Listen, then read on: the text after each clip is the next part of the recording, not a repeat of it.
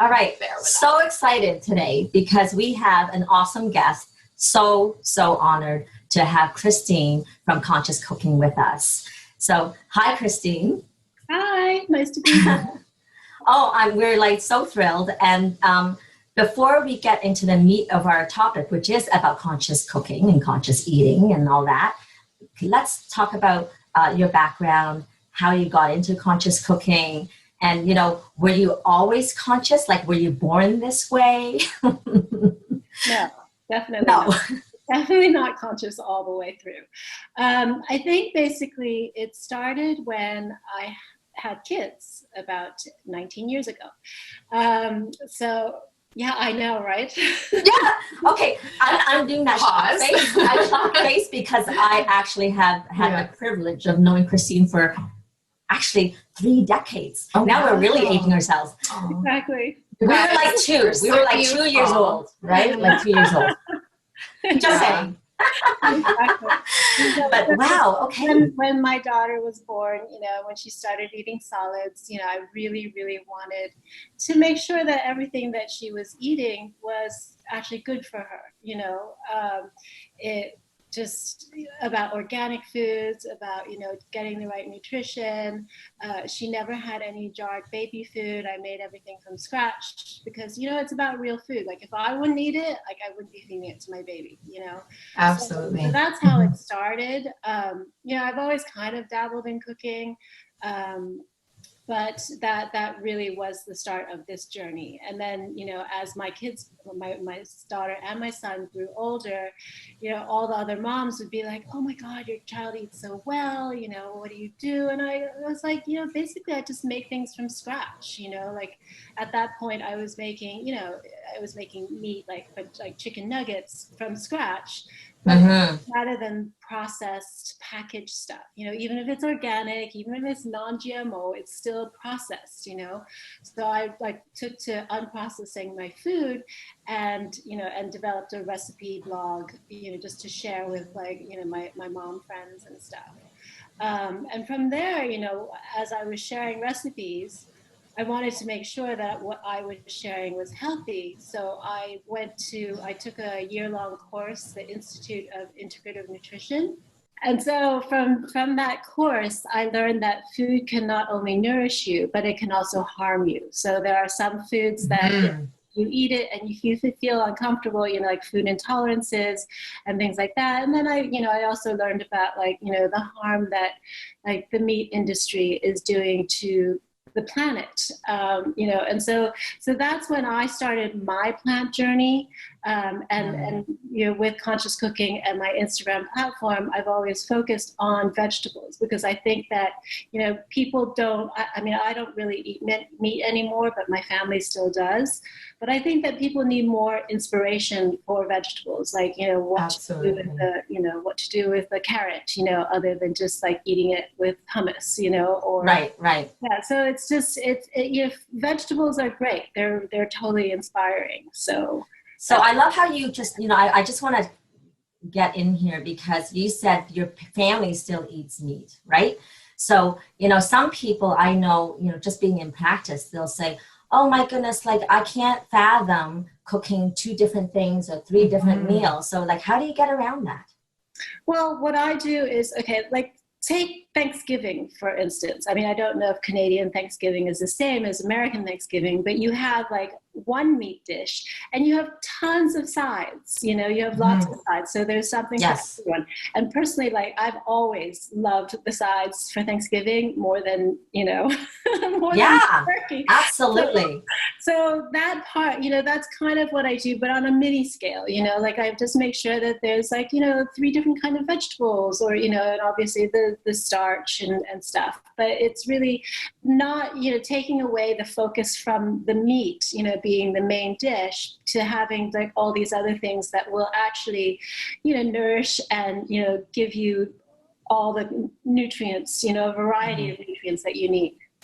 So how strict, sorry, you were going to ask. Yeah, I was just going to say, and can I mention how awesome your blog is and how beautiful the food that you prepare comes across on the blog. And I think part of the issue that I see in practice is that patients have a hard time kind of adding vegetables to their diet because they feel like it's boring and plain. And I mean, it's so attractive when I see what you prepare. And so I feel like that's a big part of it, is just finding ways to make vegetables tastier, or just having the color variety of the food. So what are some of the kind of like, how did you get your children, for example? I guess introducing it at a young age was helpful. Are there any tips that you would provide parents as to how to get them to eat, their children to eat vegetables? Is one of it just making vegetables look prettier? Or Well, I think that, I think it's not about beauty at that age, but I think that, I think that attractive. it's about flavor. I think it's because true. hard to compete. It's hard to compete if the kids are used to having snacks, or you've got with meat, you've got the fat, and there's that whole like thing that goes on when you eat that, that veggies can't compete with. But if you spices, and if you use, if you kind of integrate it into meals, like into a mac and cheese, like it's no big deal. There's actually a cookbook for kids, and it's called The Sneaky Chef or something like that. And she sneaks Jessica, I think. So she sneaks veggies into things like, like same colored veggies, like cauliflower. You would do like a cauliflower puree, and you would add that to your, mac and cheese, or you would add it, to a fried rice or something, so that kids who like, those kids who have mindsets of eating only white colored foods, they're going to get that nutrient, so they're not just eating like white bread the whole time. Yeah. I've read that we're kind of wired innately as children to see green as poison, almost like it's like something that if you eat it, that's why we have to model eating green vegetables, because if you eat it as a child, you're going to get poisoned or something. So that's part of the reason why children were kind of innately picky. Yeah. So it's one of those things. Yeah. Okay. So kind of interesting. Yeah. Mm-hmm. So the visual, the taste, and then, I only bring it up because I have one very picky eater, and a lot of patients, I feel it's a hard thing to kind of shift their mindset to make sure that we just kind of introduce the variety, and then don't settle and let our children give in, or let us give in to our children, I should say, to just eat the breads and the pastas, like you said. Yeah, just kind of plain. Mm-hmm. So we have a little rule, right? I don't know if you did, or if you did this when your kids were younger, but we'll always say, try one thing new. Yes. Right? And it's okay if you don't like it, but if you even just take one bite, that's okay. That's great. And please try to swallow it. When she was very young, she would just spit it out. Yes. Right? But now at least she'll like swallow it and try it. Yes. Because over time, hopefully, then they'll become something new, right? And the spit rule. The spit Try it, and if it doesn't taste good, you can spit it out. Oh no, I don't let her spit it out now. Oh, okay. When they're really young. Yeah. And did you do anything like that? They still have to do that. Yeah. Okay, so it doesn't stop. Okay, so there's all right. There are definitely some veggies that my kids still don't like eggplant and stuff, but that's it's fine. We make up with it. Yes. Sure. Sure. And lots of adults don't like it. Right. And let's be real. Like, when you're talking about the greens, like I always try to make sure we have greens, because I think that green is like one of the most important veggie colors. 100%. The most important for sure. Yes. Yeah. So we always try to have greens, and so now like my daughter is pretty much conditioned to add kale to anything that she makes. So it's good. Like one or two pieces, that's fine. At least she's like doing that, which is great. Right. Yes. Yeah. Yes, we make the soups and stews, and I find that they'll hide eat. it in there. Yeah, not even hide it now. They'll just like slurp up the kale and the mushrooms, and I found chopping all the vegetables with them and getting them involved really helped, because then they weren't as afraid. Exactly. But, right. Yeah. I think it's involved. Like if you even have a garden, or like you're growing something, or whatever. I mean, kids. But it's pretty magical to see how it grows, and you go, oh wow, I did this, Yes. or even cooking, like I made this. So you take pride in it, and then that also helps encourage like healthy eating habits. So I'm just gonna back up and look at working women that are saying, gosh, I don't have enough time. So whether if it's, you may not even have children, and it can be still overwhelming. It's like, oh my gosh, when you're saying this, it's freaking me out, because how the heck do I have time to make my homemade nuggets or, whatever it is, right? So, what do you say to that? Like, how do you get people to eat healthier when they're in that predicament of, I don't have enough time? Well, I mean, there's a lot of, you do meal prep. Like you could take a couple hours during your weekend and you prepare stuff. I mean, I've always, like, similar to the way that I prepared my baby food, is I just kind of prepare single ingredients. So I mix and match, for a meal. So it doesn't, you're not making, or you can make a big batch, like you can make a huge batch of stew or a huge batch of spaghetti sauce or whatever. But I would make like, some rice in advance, or like cut up my veggies, or just so that it just, like, any extra steps that you can take when you do have the time makes weekend cooking a lot easier. I mean, weekend cooking. Yeah. Great advice. Yeah. And now, people are more home. So, I don't think there's as much of an excuse if, you could cook your rice while you're, taking a call. I've been finding that I've been food prepping in the mornings, kind of making a meal while getting the breakfast ready. Oh, right. Yeah. That's a good idea. Yeah, for the children. And I always find that starches are always the hardest to prep, especially if you're cooking whole grains, brown rice and quinoa, versus more the simple carbs like pasta, which can be kind of done on the fly. So I feel like that's one way. Meaning always, like the starches timing, taking, they take time. Yeah, So I like that you suggest doing your rice and quinoa and having a big batch of that in the fridge on the go. Just makes it so much more simple. And then for sure the vegetables, just chopping them all and prepping them on the weekends, because they can last longer in water in the fridge for sure. Or have your frozen too, right? So I want to go back to, like, your Thanksgiving dinner, right? Yeah. Because you're saying you'll dine more on the veggies and the side dishes, and I'm totally that person. So it's Thanksgiving, it's a special holiday. So are you a purist, or do you then also have some Thanksgiving turkey? Oh, no, Yes. I don't have the turkey. I won't have it. I'm not a fan of the turkey, but I am not a purist, because I'm like, because I think there's some things that as a cook I like to try so that I can veganize it, or make it. So sometimes I will try any dishes, but I won't have like a giant steak like that like I cannot, and when my family cooks bacon at home, it makes me sick. I have to leave the room. Wow. But, well, yeah, it's so fragrant. Yeah. Growing up, I remember the scalloped sweet potatoes and casseroles that my mom used to make, because we were vegan and vegetarian until 26. How old, or not how old, maybe we wouldn't want to talk age, although you're so youthful, honestly, what you're doing is clearly working with all your healthy foods. So when did you decide you were going to be vegan, and did you involve your children in it at any point, or did you just introduce more vegetables with them? I know you had mentioned earlier that they are someone's eating meat in your family. Is that the children? Everybody. Is that everybody? That's everybody. Everyone's eating. Okay. I'm the only one who's not. Okay. I don't eat meat at home. Okay. So and it's been like maybe 4 or 5 years. Okay. Amazing. That I started this journey. I just feel better. I feel more vibrant. I'm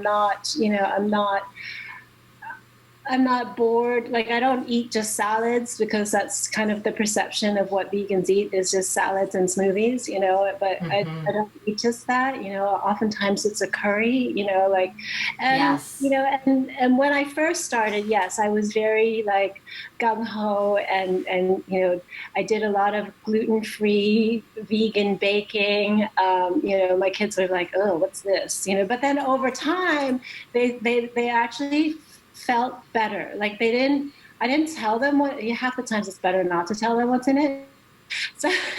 Right, but yeah. they actually, I could just see from their actions that it suited their bodies more, and I didn't say anything, but I was like, yes. Yeah. Because I could tell the difference, and so I tried that, but now they're older, I can't really pull those things that much anymore.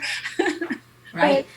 But I try, there are still some favorites that, like, during my whole testing period, and trying to get them to not necessarily eat the way that I eat, but just to like, make healthier choices.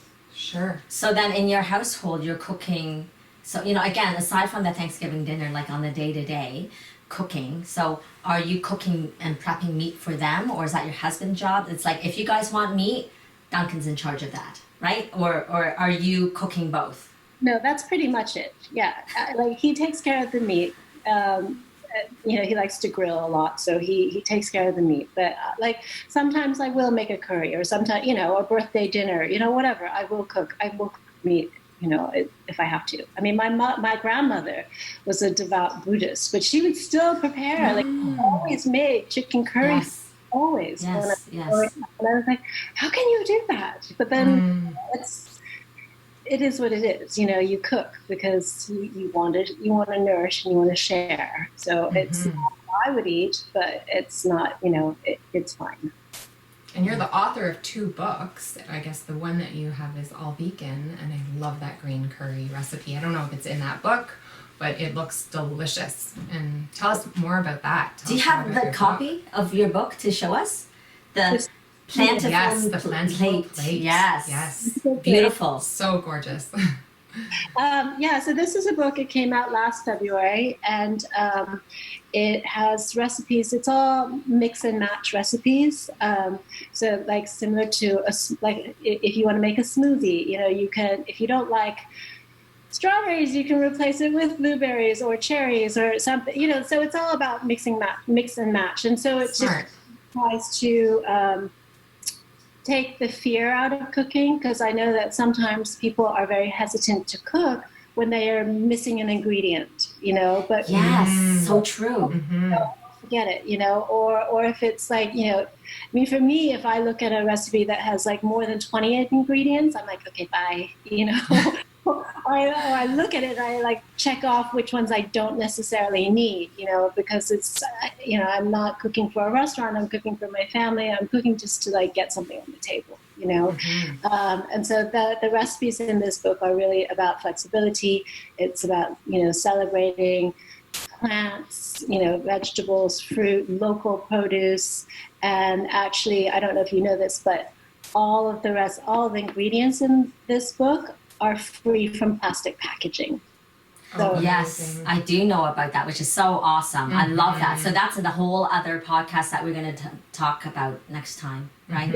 So important. The plastic, because I host like monthly dumpling workshops, and I always integrate some of these ideas, how to repurpose your food scraps. Actually, your brother took one of my in-person. Oh! And so actually when you do, so if you're preparing on your weekend meal prep, if you're like peeling carrots, which you don't necessarily need to peel, you should just scrub them, because there's a lot of if you should peel your carrots or peel your potatoes, or like you have those hard the woody parts of asparagus or like mushroom stems, all those things, you save it in a bag in your freezer, and then you, when you accumulate 2 bags full, you use it for a soup stock. And you make your own like veggie broth, which is great. So your brother was like, okay, mine, this is my story. I love it. Yes, it's so much like him. Yeah. So, okay, you know what we didn't say? For those who are new and watching this for the first time, Christine's from New York, right? And so you can, I guess there must be farmers markets available there, and so you can buy things locally, right? Fresh, but then, local, so what do you organic. do in the wintertime then? They're still around. They're year-round. Okay. There's a year-round farmers market. Right. So I go up there, and you can be a winter warrior and go up there, and so much respect for the farmers who come out, when it's like a blizzard outside, but they're still. Oh, wow. Wow. So you literally drive to the actual farms? Is that what you're telling me? Us? No. There's a farmers Actual market. farmers market is still open in the winter. Got it. Okay. I thought you were like driving to these farms. You had a visual. But even that, having a farmers market open in the wintertime. That's amazing. It In the is. middle of the city. It's really That would be magical. Very. There's definitely less stalls in the wintertime. Of course. Farms there, but they're still there. Wow. Nice for the the people buying and going and getting the vegetables. And I guess what vegetables would you get in the wintertime? A lot of root vegetables. Right. And kale up to a certain point probably. And squashes. Yeah. Yeah. And if you're going to a grocery store, would you say that you recommend everybody shop their perimeter, and that's another way to avoid the plastics? Yeah, for sure. I mean, there are some supermarkets who they package everything in plastic. And, for me, it seems kind of counterintuitive for like organic produce to be packaged in plastic, because the whole process of growing this organic vegetable is to be free of chemicals and everything. And they pack it in plastic, which chemicals, which you're like, oh, I don't, it makes no sense to me. Yeah, no, it's true. It's just more of a reason, because even to buy local, even if you have the choice between local and organic packaged, you'd probably go for the local non-organic. Just for that reason, I would imagine, of right? course. Yeah, consumers get really confused about that, like organic, certified organic, because. But it costs money to be certified organic, so it's way better to buy from a local farmer who cannot afford to get certified organic anyway, right? Yeah. So, we're in the times of pandemic, and in truth, there's just challenging times in our lives that sometimes makes it more or less feasible. Or has our mood be affected where we just like gonna go grab something easy, like chips or whatever. Like, do you ever get that? Do you ever succumb to that? Yes, of course. Of course, right? Yeah. Well, no, I don't. You know what, Christine? Yeah, I'm not going to say of course. I'm not going to say of course because here's the thing. You are a public figure and you post all these beautiful foods. And sometimes people watching will say, oh my gosh, like, I don't think I can be like her because she's like so perfect. Yeah, people think that's right. Like that can be an illusion. And so I love it that you're saying of course, because that just tells everybody, hello, I'm human. Nobody's perfect. So tell us a little bit about what's happening then, because we are in the times of pandemic right now. I mean, right now, like, you asked me before regarding Instagram and posting. Maybe that was pre-recording, but I haven't been cooking as much because I'm not inspired to cook and share. Like I feel like with so much going on in the world right now, there's other topics that are more important. I mean, here in the U.S., we need to vote. We need to we need to get COVID under control. We need to get this whole the equality and the Black Lives Matter. There's so many issues that I feel like sharing a recipe is the last thing on people's minds. So I haven't been doing that. For one, and then internally, I've been reaching for comfort foods. I've been eating a lot of noodles. I have the occasional pack of potato chips. Because not that I can even eat potato chips, because I'm actually intolerant to potatoes. Oh my goodness. Oops. Yeah. But I did that for a year and ate whey up. protein and was intolerant to it. Yeah. Yeah. Sometimes you just reach for the one thing you really want. So you're gonna say the subconscious associations are very strong, right? Yeah. And so in Chinese medicine, we always talk about, when we fill our hearts and souls, and we have to look at both pieces. So it's not just the physical food, the sustenance, but also, how is it feeding our soul and emotions, right? So you're reaching for comfort to fill your emotions. The void that is there is so greatly for globally, in fact, right? So there's nothing wrong in it. Did you feel guilty reaching for them? No, not at all. Not at all. good. Perfect. I have my greens still at dinner time. Yes, you still do the 80-20.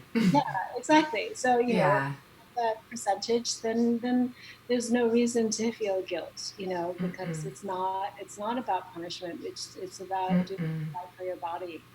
Totally. So and I think the other point to add to that is you already have an awesome baseline. So you know what? Having it here and there, it's not going to have any negative consequence, right? Really. Your cells are still beautiful and juicy. I love that. The juicy. We like juicy cells around here. There are vegan police There are people who get, you know, really offended if you even mention anything about meat. You know, those are the very strict vegans. Right.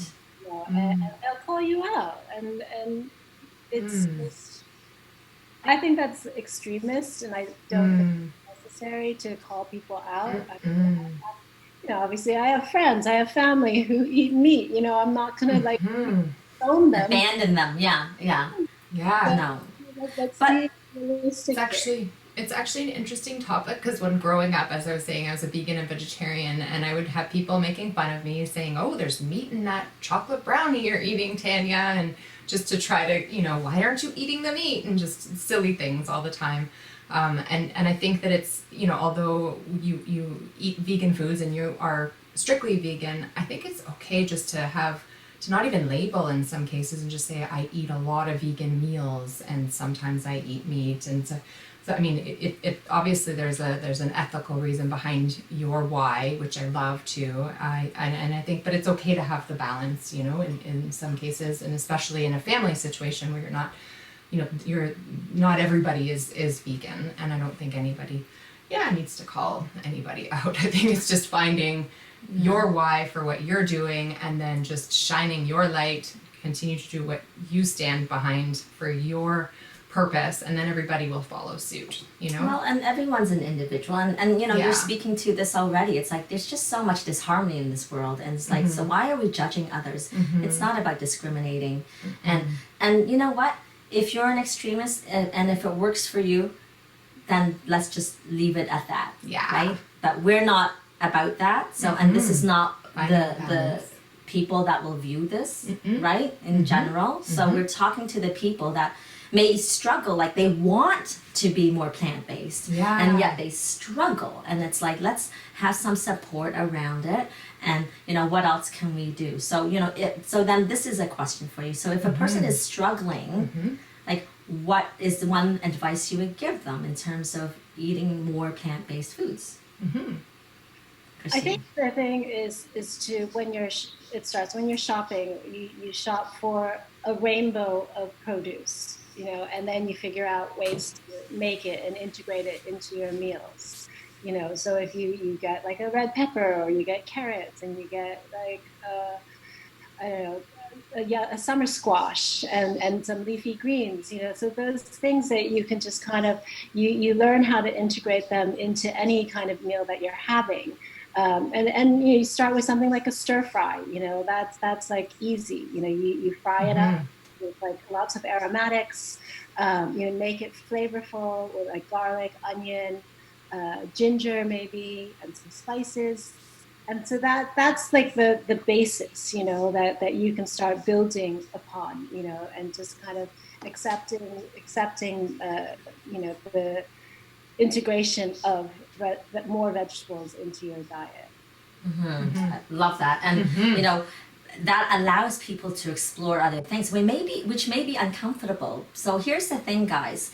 If you're wanting to shift and you have that conscientious effort for conscious cooking, then you know, you really do need to understand why you want to do it, and then actually say to yourself, I'm going to be okay. I'm going to be uncomfortable. I'm going to be comfortable being uncomfortable, because that's what it is. Like, you know, we're always used to a certain way of being or way of doing things in life. And so if you want that transformation, it's little things over time and that consistency that can make that difference. So if it's just picking up that one thing that you have never eaten before in your life and it's a different color, awesome, just try it out, right?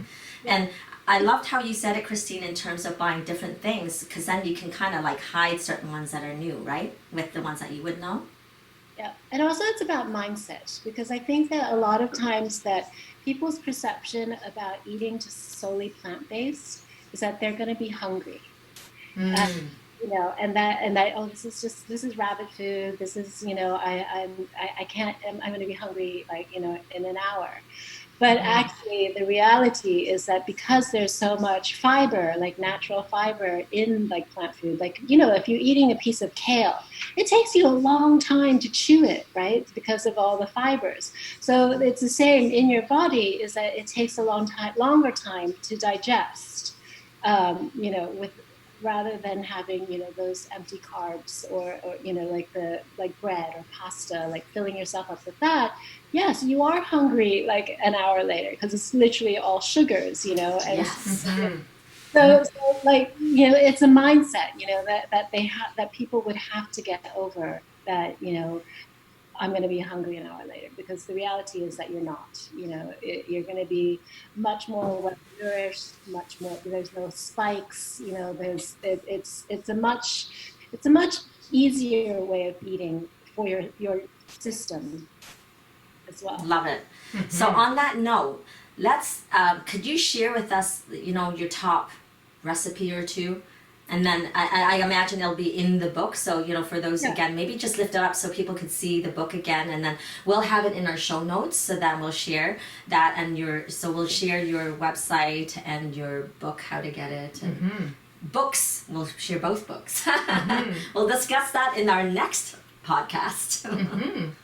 So this is kimchi. So I think that a lot of people, people are missing in their diets is fermented foods. Absolutely. So kimchi, and also I have the recipe for pickles, because you can pickle anything. You can, kimchi is just really pickles with and garlic. But so pickles, having these things, one, you can preserve the produce of the summertime, and just have it. But also, pickles are all, just the fermented part of it. It really helps your digestive tract. And it's super easy. These are all my recipes are meant to be easy, so that you just literally put vinegar with a little bit of water and salt and sugar, and then you just pour it into the jar with whatever vegetables that you have chopped up, and that's really how you make pickles. And then how long are you putting it before you eat it? How long do you let it sit before you eat it? These are refrigerator pickles, so you need to let it sit at least a day for it to really kind of But not long then, really, that you can start eating it. It gets better, it gets better over time. Of course. And that helps to set up your microbiome, all the good bacteria in your gut. Yeah. Love it. Love it. And then, like I said before, it's just having, making it colorful, making it beautiful curry. Yes. Yeah. Love it. Okay. So I'm just really, we have a podcast that people are just listening, so I can't describe it, but it looks freaking beautiful. So colorful. So and you can see how fresh the ingredients are. So just totally go check it out, because we can't describe it. It won't do it justice, right? So, and if you're actually listening to this podcast, perhaps you can go back and you can watch it as the YouTube video through Embrace You First. So before we end off this interview with Conscious Cooking, tell us what filled your cup today. Or what normally fills your cup. Or, you could just, it's either today, yesterday, whatever. Little things that bring you joy on a day-to-day basis, or something you're looking forward to. We talked about the little cup.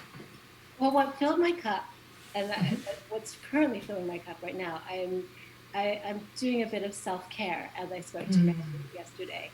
And nice. I'm cat sitting for my sister, but I'm in her house, and I'm taking time for myself, to do work and to do just without distraction.